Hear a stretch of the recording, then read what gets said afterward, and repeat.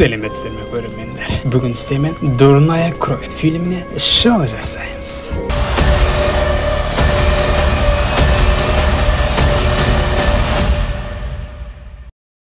Кино басында үй ауласындағы бассейндегі өліп жатқан мысыққа қарап жатқан 9 жасар қыз Эмма Гроссманды көреміз. Ол жалюзи жауып, батып кеткен мысыққа ешқандай аяушылық білдірмей жұмысын ары қарай жалғастыра береді. Ол әйелінсіз қалған әкесі Дэвид Гроссманмен бірге өмір сүреді. Ол өте тәрбиелі және де оғымысты қыз. Бірақ қызда ешқандай адами эмоция жоқ тәріздес. Сол күні таңғы аста қыз әкесіне мектептің азаматы атанғым келеді деп құлшынады. Сөйлеп жатқандарында Эмманың әпкесі Дэвидтің қарындасы Анжела келеді. Дэвидке мен Эммаға жақсы қараушы тауып қойдым дейді. Сөйтсе, қыздың алдыңғы қараушысымен кездейсоқ жағдай болып көз жұмған сыңайлы. Екеуі әңгімелесіп тұрғандарында қыз әлгі фонтанда өліп қалған мысық жайлы айтып береді. Әкесі мысықты судан шығарғанда қыздың бетінде қайғыру тәрізді еш эмоция байқамаймыз. Кейінде мектепте жүргенде онда кездейсоқтан ара кіріп бәрінің зәресін алады. Басқалар ары бері жүріп жүргендерінде қыз бет бермей араны стаканмен жауып ұстап алып, оны әйнектен шығарып жібереді. Сол арада Дэвид Хлоя есімді бала қараушыдан сұхбат алады. Еркекке оның портфолиосы ұнайды. Қыз жұмысқа қабылданады.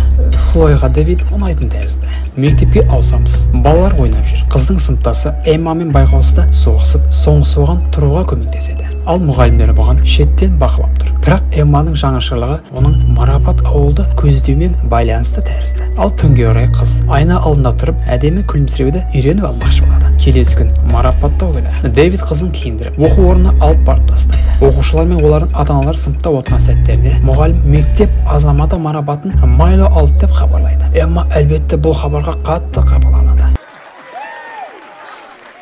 Әкесімен сөйлесіп, қыз марапатты ол емес, мен алу керек деп Майлоны барынша жамандай бастайды. Бірақ әкесі жақтырмай қарап қалып еді, қызы кешірім сұрайды. Кейінде ешкім көрмей тұрған сәтінде Эмма Майлоға кеттік ана жақтағы қарды көрсетем деп алып кетіп қалады. Майло болды кеттік оралайықшы деген сәтте Эмманың бетін артынша қара экранда көреміз. Кейінде Майлоның ата-анасы оны көрдің ба деп сұрағанда қыз жоқ бәріміздің отқанын ғана көрдім деп өтірігін суғартады. Аяқ астынан екі қыз жүгіріп келіп көмек сұрайды. Барлығы жүгіре жөнеледі.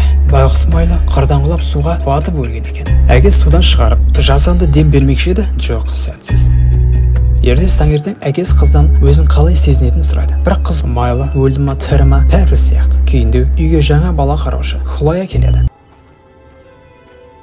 Сол түні үйде Дэвид болмай қалады. Эмма Хлояның Дэвидтің бөлмесіне кіріп, оның дәрілерін ұрлап жатқандығын көріп қалады. Кейін екеуі ТВ көріп жатқандарында Эмма Хлояға дәрілер жайлы әңгіме айта бастайды. Ол бала қараушыға сен менің не қалап отқанымды орындасаң әкеме айтпаймын деп сумаңдап, артынша маған балмұздақ алып келіп берші деп талап етеді. Қыз да көкпеттеп дегенмен айтқанын орындайды. Кейінде байғұс Майлоның желі сәтінде бәрі мұңды немесе жылап жатыр. Бірақ тек Эмма емес. Дэвид Майлоның ата-анасымен сөйлесіп, олардың баласының медалі жоғалып кеткендігін біледі. Олар кім біледі, бәлкім мұхитқа батып кеткен шығар деп айтады. Сол сәтте ғана Эмманың көзінен жас көреміз. Ол Майлоның ата-анасының алдында тұрып түр жасап алғандай көрінеді. Үйлеріне оралғанда әкесі қызының әрекеттеріне уайым білдіреді. Кейінде еркек Эмманың киімдерін бөлмесіне алып барғанда Майлоның медалі қыздың матрасының астында жалбырап тұрғандығын көреміз.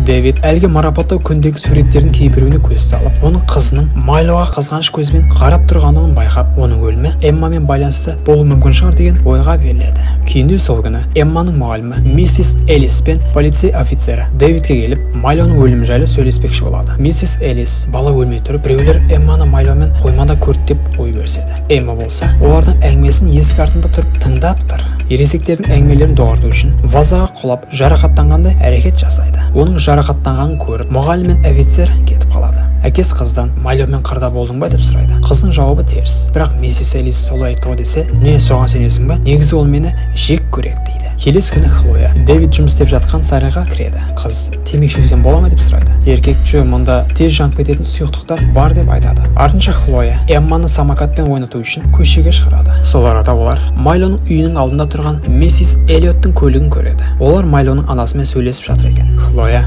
олар саған қарсы іс қозғайын деп жатыр ау дейді. Қыз Эмма Майлоға бір нәрсе істегендігін іштей сезеді.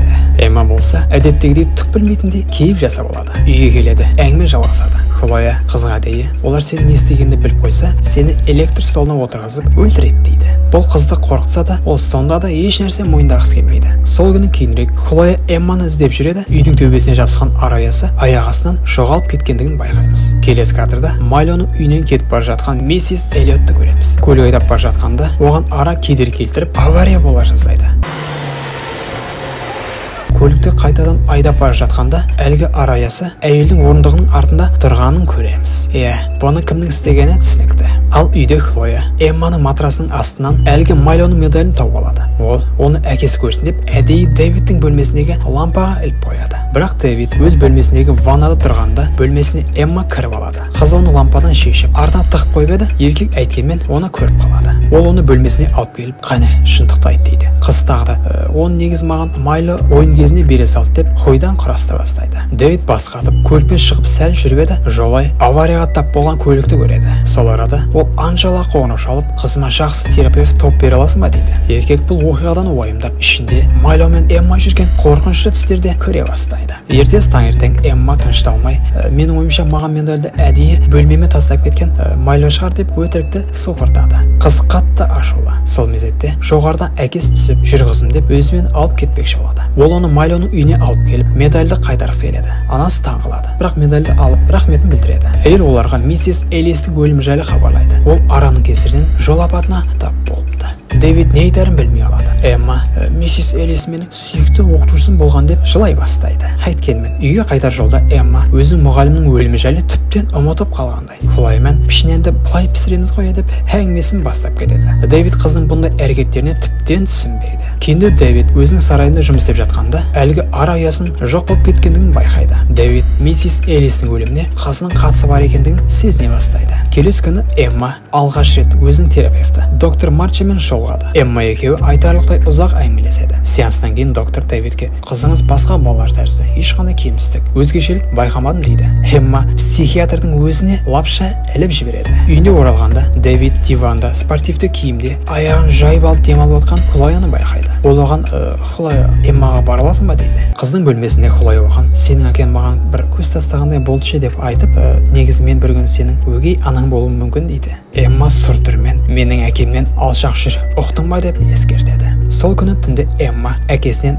"Хлояны ұнатасың ба" деп сұрайды. Дэвид не айтарын білмей қалады. Ол оған "Мен сенің өгей анаң болуым келеді" деген әңгімесінде айтып жарады. Бірақ Дэвид кездесуге кешігіп, қызға түсінікті түрде жауап бермей кетіп қалады. Сәлден соң Хлоя телевизор қарап отырып бір дыбыс естігендей болады. Ол Эмманы іздеп жоғары шығады. Ол терезеден сыртқа қарап, оның көлеңкесін байқағандай болады. Оны іздеуге сыртқа шығады. Сарайға кіреді. Кенеттен есік өзімен өзі жабылып қалады. Ол оны ашпақшы еді, біреуін сырттан жауып тастаған тәрізді. Сол мезетте жер өртке оранады. Хлоя сыртта оны бақылап тұрған Эмманы байқайды. Ол жынданып терезені ұрып еді, түк шықпайды. Артынша қыз өртеніп көз жұмады.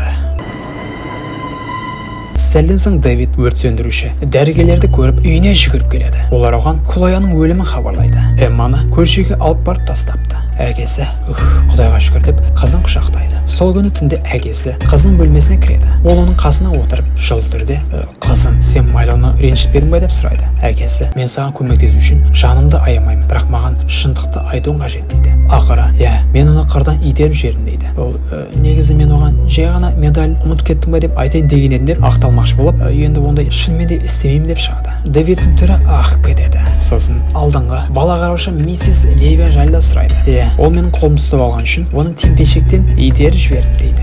"Өзінің кесірі, маған олай қатынаспау керек еді" дейді. Әңгіме барысында Эмма жай-жаймен агрессивті бола бастайды. Соңғысы "Хлояны өлтірген сен бе?" Қыз қатты ызаға беріліп, "Ол менің өгей анам болғысы келді" деп әкесіне ұрыс қақтайды. Дэвид бетінде уайым пайда болады. Ол өзінің кішкентай қызы бұндай қатыгездікке бара алады деп ойламапты. Келесі күн таңертең шериф Дэвидке қоңырау шалып, "Сіздің қызыңызбен кездесу керек" дейді. Әйткенмен Дэвид "Жоқ, қызым бүгін кішкене ауырып қалды" деп бас тартады. Сосын ол қызын алып қала сыртындағы өзен бойындағы үйіне алып келеді. Олар сол жердегі қызметке қарсы алады. Сол күні кешке шериф тағы да қоңырау шалып, "Біз сарайда біреу әдейі жаққанын анықтадық. бірақ кім екені әлі белгісіз дейді. Оның қызын ұстап алу мүмкін деп еркек қатты алаңдайды. Үйінде қару бар. Ол оған көз тастап, бәлкім оны қолданып қалармын деп ойланады. Келесі күні Дэвид ұйықтап жатқанда қызы бөлмесіне кіріп, оның бетінен сүйеді. Ол терезелердің бүкілін жауып, үйдегі газ плиталарын қосып, өзінің туған әкесін өлтірмекші болады. Сосын өзен жағасына барып күтіп отырады. Сол мезетте Дэвид оянып, үйде жайпап жатқан газды сезеді. Ол дереу терезелерді ашып, газды өшіреді. Ол сырттағы қызын көріп, оны кім өлтіргісі келетіндігін түсінеді. Ол оған келіп, қызым, неге олай істегің келді дейді. Қыз,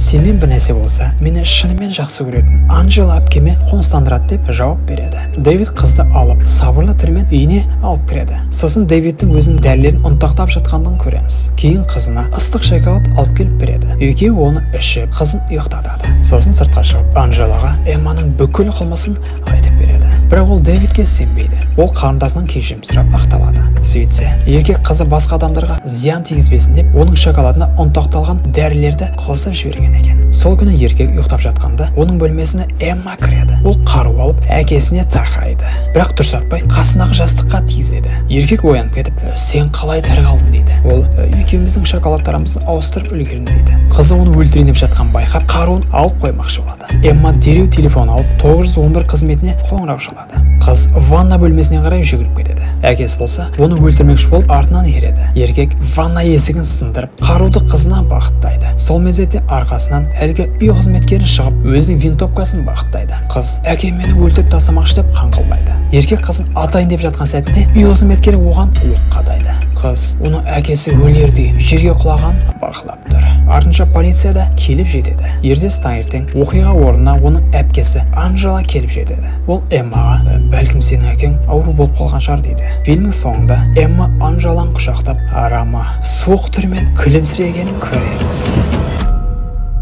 Достар, кино ұнаса лайк басып, маған тіркелуді ұмытпаңыздар.